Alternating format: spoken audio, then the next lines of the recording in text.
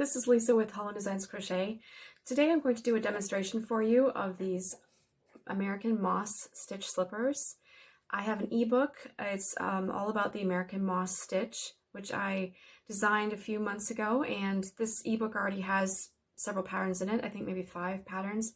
So this will be an added one, a bonus pattern, and anyone who's already ordered the ebook and already has it in their Ravelry library will automatically get this update.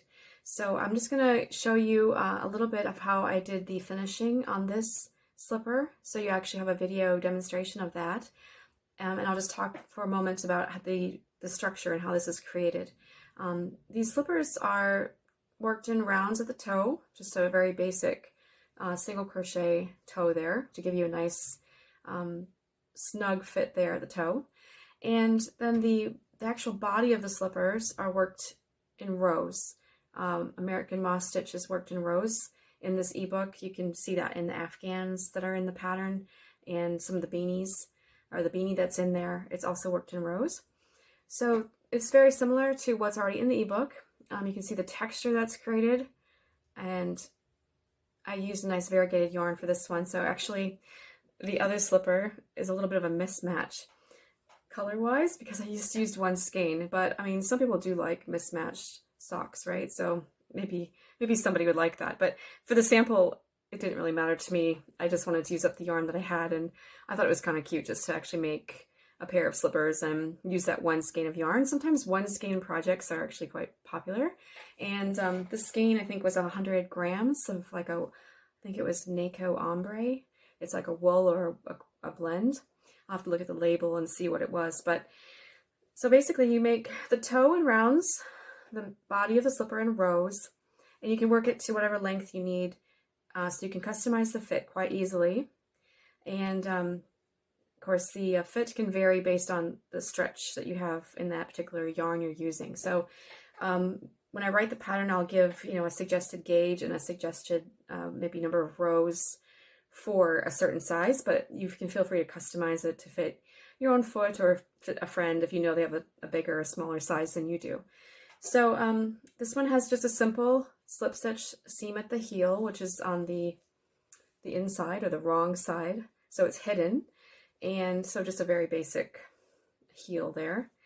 And then also at the toe I did a slip stitch seam on the wrong side to close that. So, and then I just did an edging here. I worked into the larger spaces at this edge, and I did a half double crochets, and then I did a row of the knit look rib stitch to create that nice edging there. So I'll just go ahead and do an actual stitch demo for you to show you the seam on the top and the ankle edging there.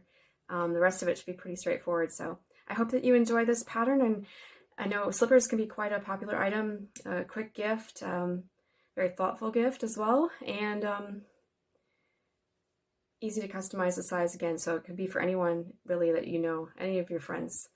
So hopefully you'll enjoy this one and make lots of pairs of these to keep your toes warm this winter.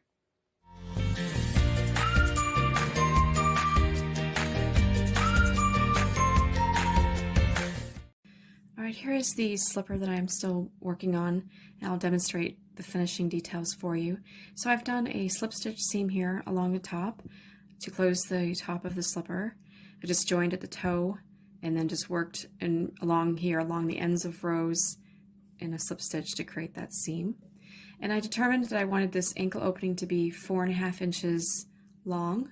I determined that from simply trying them on and seeing what I wanted for my opening.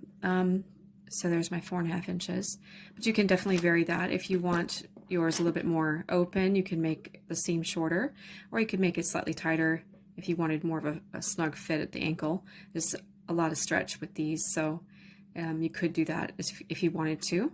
So now that I've done this seam here and closed the top, and I have my slipper with the wrong side facing still, so the seams are visible, I'm going to do this edging round, and so around the ankle. Actually, it's just 2 rows. And you can see here the edges of the American Moss stitch rows. There are chain 3 turns, and so every time you have a chain 3 turn, there's a bit more of a gap there. You can see that. And so I'm just going to be working I work a slip stitch to move my hook into that first space, and then I am working a chain 1, and I'm working 2 half double crochets in that same space, and then I work 2 half double crochets in each of those spaces around the ankle.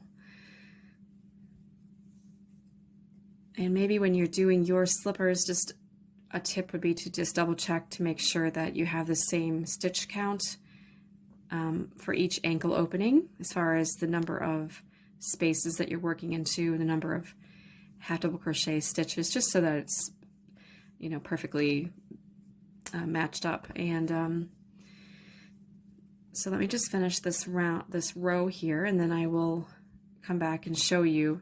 I'm just actually placing 2 stitches here at the back of the ankle seam, just so there's no gap or anything there. And then just continuing along this side. And there is no specific stitch count that you need to meet, obviously. It's just however you want it to look. But the spacing, working 2 stitches per each of those chain 3 loops there at the edge, seems to work well. So it's not like a ruffled edge or anything. It's nice and flat, and it works well. So now that I've come here to the end, just about, I just want to make sure that I've come back to the top of my seam so that the edging does go all the way around. So I finished that row, and I'm going to just do a chain 1 and turn. And this is the final edging row now to create the cuff. And I do a single crochet in the first stitch, and then I do a knit look rib stitch all the way around.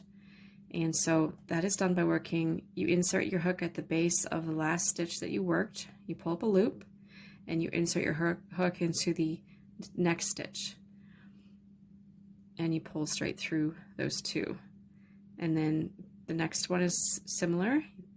Insert your hook at the base of that last stitch, pull up a loop, insert your hook at the base of the next stitch, and complete. So once you get going with it, it goes quite quickly, and you know, it's very fluid.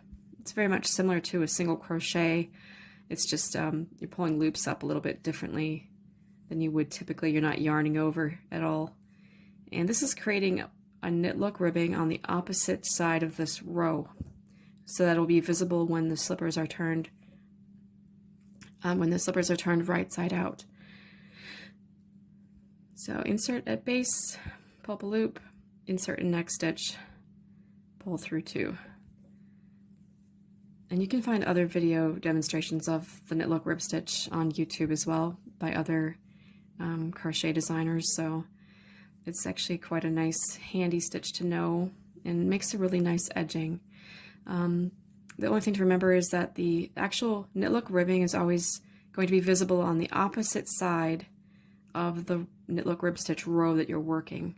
So you're basically, the effect of it, you want to make sure that you're doing it on the correct, you know, side, right or wrong side, depending where you want it to actually appear and be visible. So if I had done this differently, then my knit look ribbing wouldn't have been visible. It would have been hidden inside of the cuff, and I wanted to use it as a decorative element, so I definitely wanted it to be visible. So once we get to the end of that row, we simply finish off by working a single crochet in the last stitch, just like that. Okay, so I'm just going to quickly fasten off and pull my loop up.